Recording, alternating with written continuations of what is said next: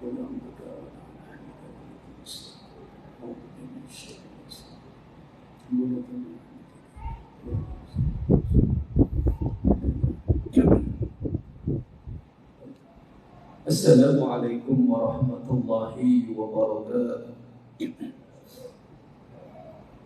Bismillahirrahmanirrahim.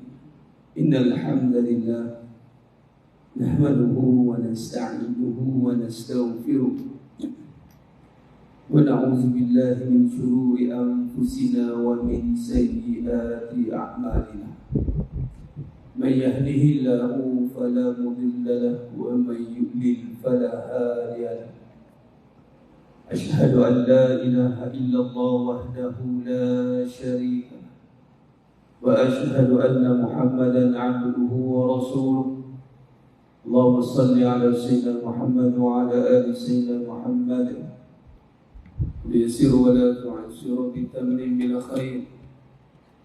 Rabbi shrah li sadri wa yassir li amri wahlul 'uqdatam min lisani yafqahu qawli. Wala hawla wala quwwata illa billahil 'aliyyil 'azim. Wala manja min Allah illa ilayhi, amma ba'd.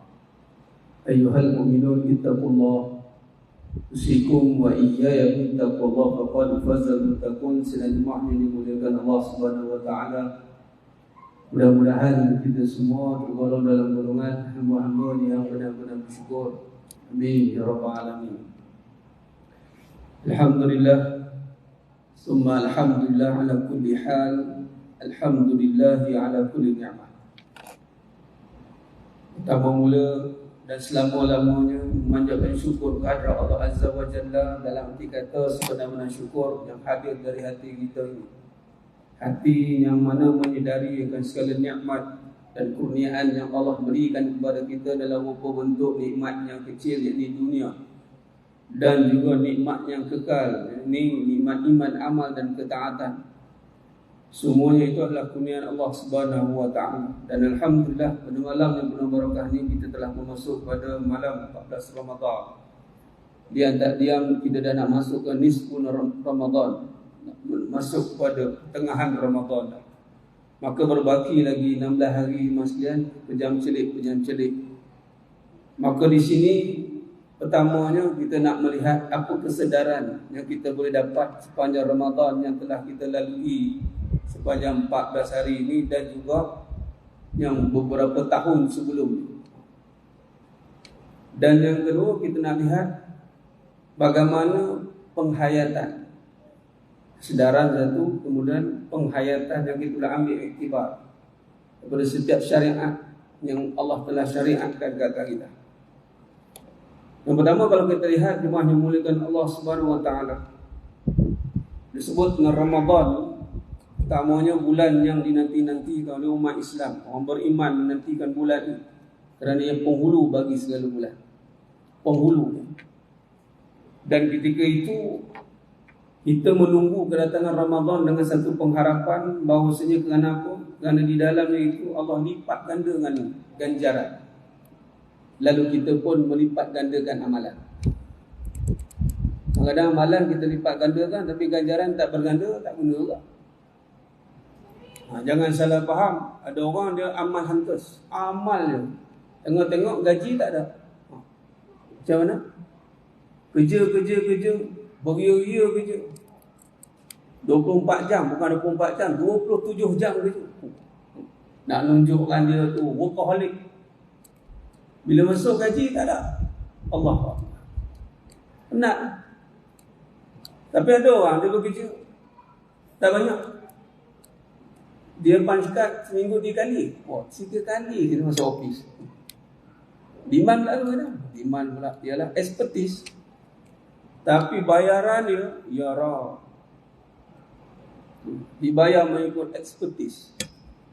Sebab tu yang pertama kita kena faham, belum tentu amalan yang banyak tetapi pahala kita banyak. Belum tentu. Tetapi bila kata ganjaran yang banyak, itulah yang kita nak kejar sebenarnya, ganjaran. Kalau bila kata ganjaran dilipat gandakan, maka kita secara maklum langsung kita akan faham. Kita nak lipat gandakan amal. Lipat ganjaran bulan yang mana Allah lipat gandakan pahala ganjaran. Maka apa yang kita lakukan jemaah sekalian, itu berdasarkan keimanan. Kalau tidak kena iman, kita tak akan mampu beramal dengan mengharapkan ganjaran. Sebab tak nampak pahala, kita nampak. Kalau nampak, asalnya majlis kita tak usah ni. Jangan saya pasal. Kalau orang nampak lah pahala tu macam mana Allah bayar, ya Rab. Berebut orang nak sah pertama ni. Sebab kata Nabi SAW apa hadis, kalau tahulah betapa besarnya fadilat duduk sah yang pertama ni, undi kita. Undi nak sah depan. Tapi itulah iman. Yakni dia tergantung kadar kepercayaan seseorang. Nak percaya pula, dia tak boleh percaya membuta tuli begitu. Maka kepercayaan mestilah didasari dengan ilmu kefahaman. Sebab tu kita nak tak nak kena selit juga ilmu, kena bagi ruang juga. Dan ini juga pembeza kita antara kita dengan iblis. Iblis banyak amal, kalah kita. Tapi di mana iblis tempatnya? Di dalam neraka Allah. Kekal dia di dalamnya. Kenapa? Kerana dia tidak ada ilmu. Beramal, boleh beramal. Non-stop beramal. Tak apa, ilmu ni tahu sendirilah. Okey. Tapi nak bagi tahu ni, ilmu tu dia akan reflect kepada kepercayaan dia. Iblis tak ada kepercayaan. Sebab tu di saat disuruh oleh Allah untuk hormat kepada Nabi Adam AS, maka dia rasa tergugat. Dia tak percaya suruhan Allah Ta'ala itu, bahawa itu datang dari Allah. Dia kata, kenapa pula? Dia bimbang, dia tergugat. Kita nak beramal kan, tergantung tahap kepercayaan. Kadang-kadang kita nak spend masa, nak bagi tenaga, kadang-kadang nak bagi duit kita. Kena berfikir kita. Bagi masa apa berdapat? Kan? Dapat penat. Dia tak tahu, sama juga buat apa saja dalam dunia ni, semua penat. Duduk saja penat. Penat itu duduk saja. Makanya penat juga. Dia tak tahu. Semua benda dunia ni nisbah memang penat. Maka kepercayaan itu mesti didasari dengan ilmu. Iblis tak ada ilmu dimaksud. Iblis tak ada ilmu. Sebab tu kita, apatah lagi dalam bulan Ramadan, bila kata kita nak menumpukan kesedaran kita, bahawa kita nak sedarkan diri kita bahawasanya aku kena ada banyak ganjaran. Dia ni kena cari banyak pahala. Bila sebut pahala ni, dia kena berbicara soal keyakinan. Bila nak bicara soal keyakinan, dia kena melihat tahap kefahaman. Bukan senang. Sebab itu, contoh, dalam kita memberi masa, disebut tentang masa, kita melaburkan masa kita dengan berharap pada masa itu mendatangkan apa. Tengok kepercayaan kita. Ada orang berkira untuk melaburkan masanya sebab dia percaya bahawa masa yang dia ada itu, aku tak nak rugikan, sia-sia. Sebab apa? Lebih baik aku buat sesuatu benda yang menguntungkan. Aku ni money make money gitu. Contoh.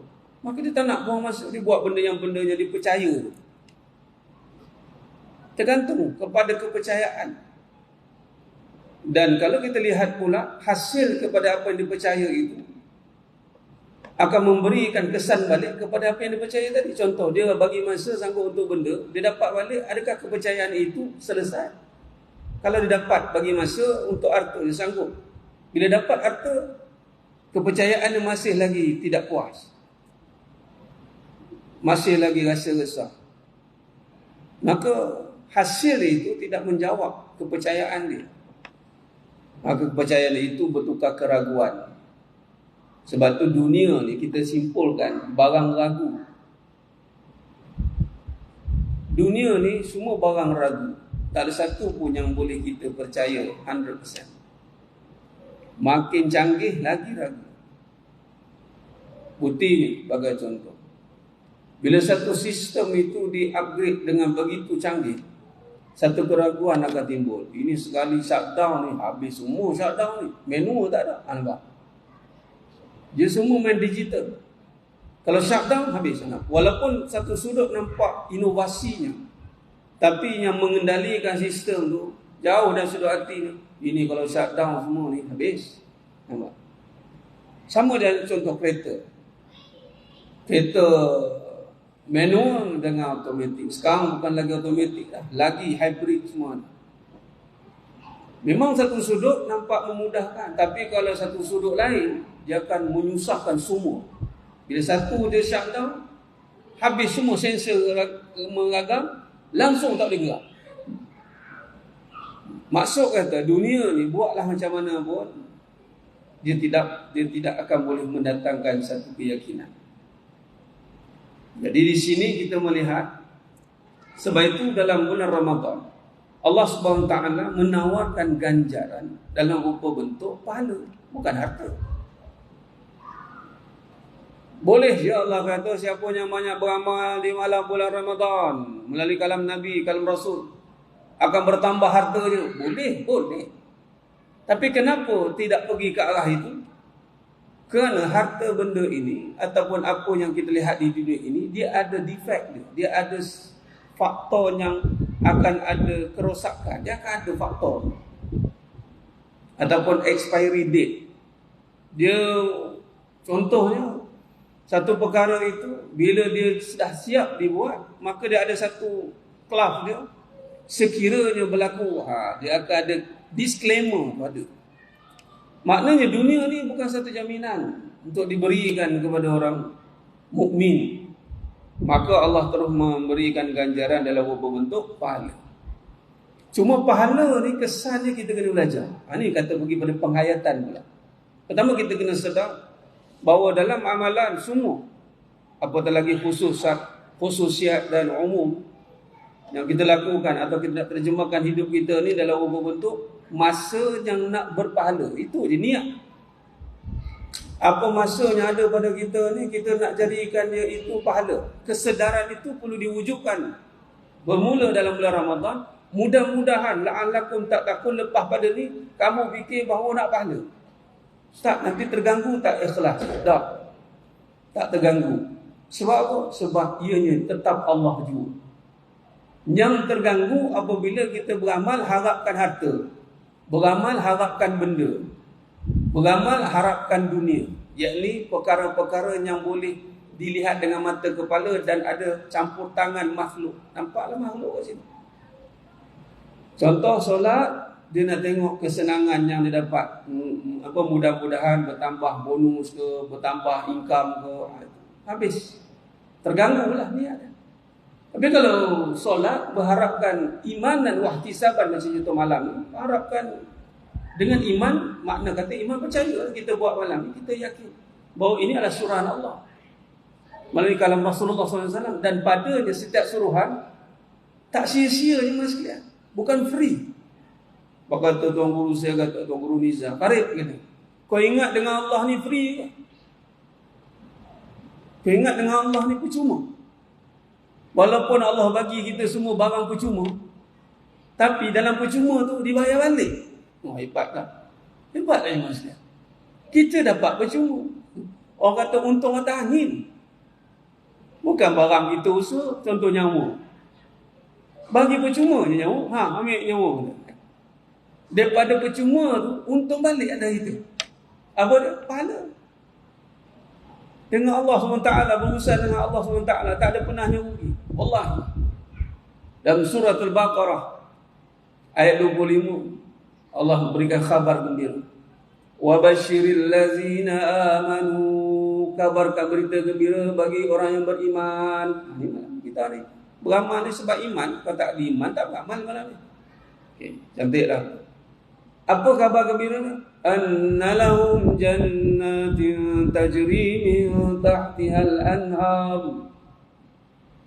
Bagi mereka syurga yang mengalir di bawah sungai. Ni cerita pahala ni wasilah dia. Nanti ditukar jadi rahmat. Rahmat akan membawa pada syurga. Besar lagi cerita syurga. Kita contoh bekerja iman sekalian, ialah dalam perbincangan dunia ni, ada orang cuba bawa semangat nak bekerja dengan membawa impian dan cita-cita, katanya. Kalau bekerja ni ataupun buat tambah pendapatan, mudah-mudahan rumah yang kita duduk ni kita boleh besarkan. Nanti buat bilik sekian-sekian, nanti bila dah sekian-sekian. Ataupun bekerja, katalah pencen buat rumah dekat kampung, dah buat design siap-siap dah, nanti nak duduk kat sana, sana ada kolam, sana ada gini. Dia ada satu dorongan, inspirasi lah dia buat kerja. Tak tahu sempat duduk kejap, Allah alam lah. Ada cerita pula. Saya ni Ustaz, duit saya banyak tak habis. Memanglah banyak tak habis, tapi kita yang habis. Kita habis. Setara macam itu semangat. Tapi bila Allah kata annalahum jannatin tajri min tahtiha al-anhar, syukur. Setengah orang tu dia ada tahu. Ya, hati-hati. Kita sangka baik, mungkin dia begini, saya tak layak start surga ni. Okay. Itu perbincangan lain. Kalau tak layak, mesti bertukar kepada kesungguhan. Orang yang tak layak ni, dia sedari, dah lah tak layak juga, malas lah tu. Biasa kalau dia kata tak layak surga,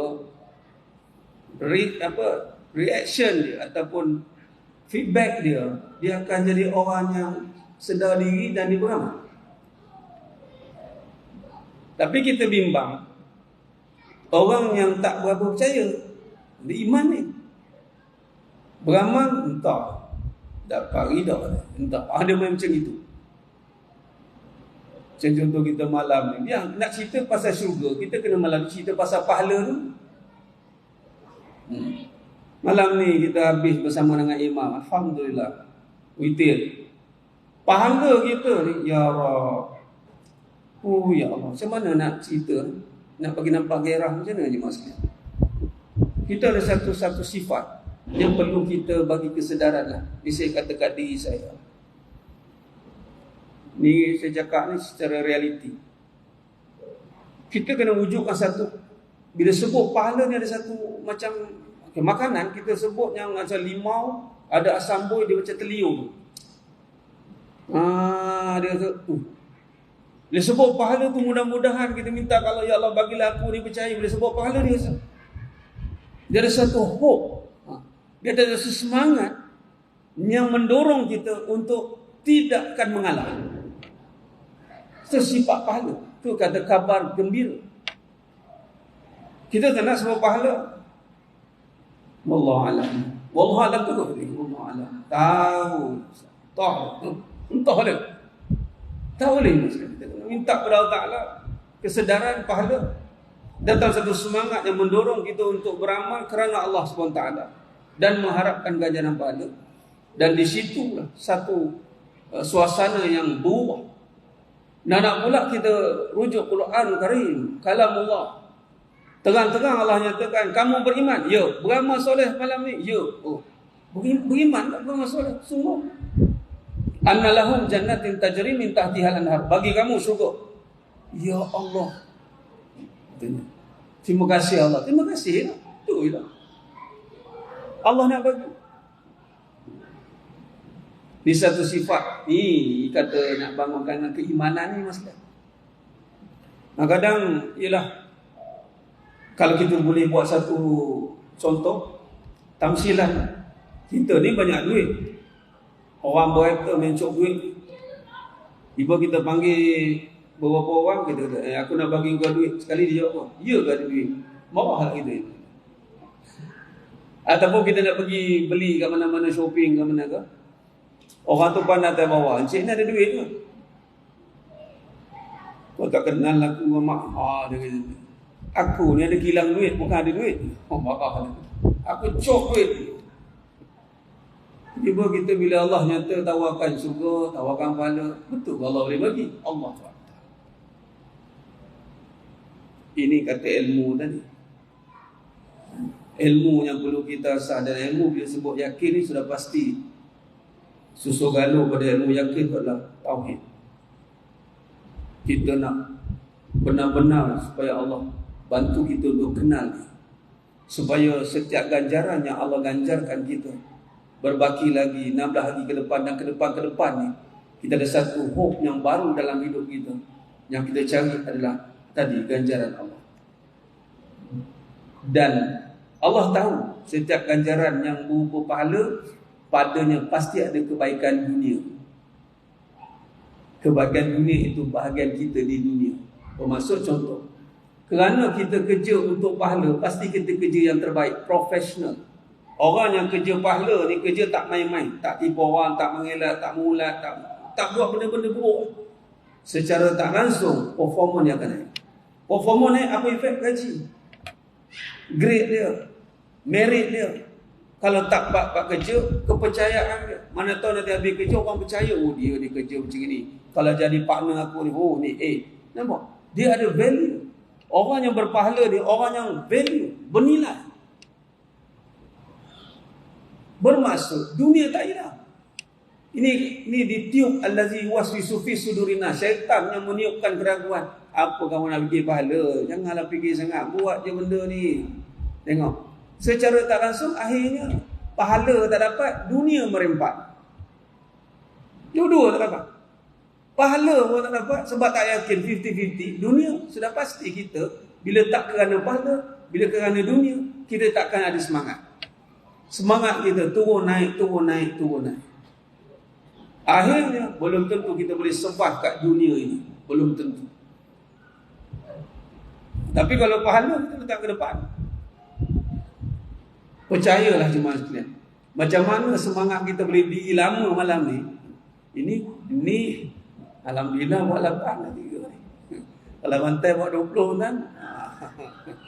20 pula kita buat bukan kat sini, kita buat kat Masjidil Haram, Haramain. Tapi tahun ni dia pun buat 13 rakaat. Kita dengar 13 sekali 2 jam. 8 pukul 10 habis. Tahun lepas dia pun buat 23 rakaat. Tapi buat 2 shift. Cuba kita buat 2 shift. Just 10 rakaat kita buat lepas Isyak. 10 lagi sambung 3 bintik pukul 12 agak-agak datang. Agak-agak lah. Pakai ruyuk lah kan. Oh sana tak. Kita ingat pukul 12 tu tak ramai. Macam ini orang dia. Tak balik ramahnya dia pun. Memang tak balik. Sebab apa kita boleh ada tenaga macam itu? Sebab apa kita boleh stay still? Steady ni dah habis, dah ada masa. Jika 20 minit, dah lebih 1 minit. 10 dia kira ni 20 minit. Sebab apa? Satu yang macam sebab pahala. Allah dah pasti. Bila saya sebut pahala ni, sudah pasti kerana Allah. Kalau tak kerana Allah, tak ada pahala. Dia tak ada perbincangan macam ni. Bila kerana Allah, kerana buat sebab pahala, bukan kerana Allah. Tak. Kalau kerana Allah, pasti berpahala. Kalau nak berpahala, pasti kerana Allah. Dia related. Dia tidak boleh terpisah antara dua. Cuma lama-lama tu kita dah lupa dah pahala. Sebab duit dah banyak. Macam itulah. Bila duit dah melambak-lambak, ada tentang fikir ke bayaran? Alah, beramal je dah. Macam itu. Allah angkat kita, tak rasa dah. Maksudnya datang rasa cinta. Seronok. Dia dah jadi hobi. Macam itulah. Ibarat kalau dulu, mula-mula dia buat kerja tu, dia buat bisnes tu, dia kira lah figure. Dah lama dia tak kira figure lah. Sebab banyak not, banyak terlajak, tak kira. Lain sekali buat sebab apa? Buat saya suka saya buat ni. Dia terbalik. Jadi sebenarnya yang mula tak. Maka kita boleh dapat tenaga, dia boleh stay ni. Pahala. Dan cuba bawa pahala tu dalam hidup kita. Tengok dia punya adrenalin dia lain. Tak jauh, kita hari tak makan, tak minum 8 jam. Tak mana tenaga datang kan? Cuba hari biasa, tak niat kerana Allah, kerana tak nak makan minum, nak diet dia pasal. Tengok Dia punya nawa itu Somarodin agaknya 5 minit pun tak lepas kan.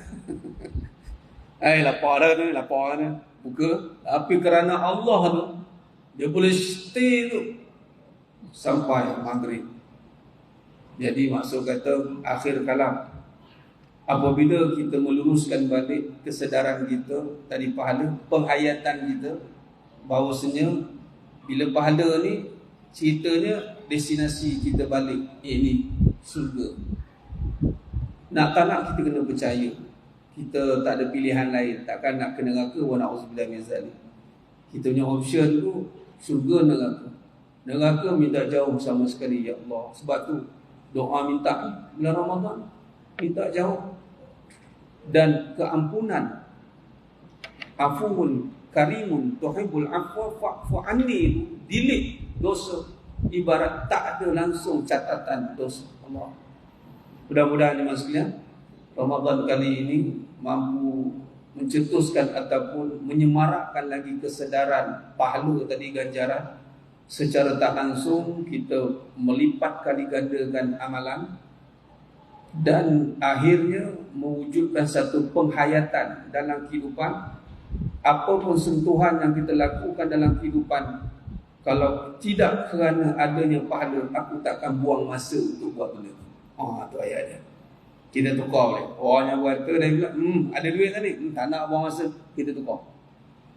Kalaulah tak kerana ada pahala pada ni, aku takkan buang masa. Tapi kerana ada pahala, aku sanggup bagi. Bukan kata masa, hatta nyawa pun boleh bagi. Itu maksimum lah. Itu syahid fisabilillah. Jadi kita kerja tu semangat. Sebab apa? Ada ganjaran pahala. Lalu menimbulkan terus penghayatan agar kita ada satu misi yang jelas untuk kembali menuju kepada Allah. Jadi dalam Ramadan ni saya buat, bukan Ramadan lah, dalam pembahasan pengajian yang saya bawa hakikat kehidupan, kita bawa, kita namakan Road to Jannah, Back to Fitrah, jalan menuju ke syurga, kembalikan diri kepada Allah, fitrah. Kalau dia bagi tajuk, dia ada projek pembangunan lebuh raya ke syurga. Tuan-tuan kena ada projek masing-masing. Projek pembangunan lebuh raya ke syurga.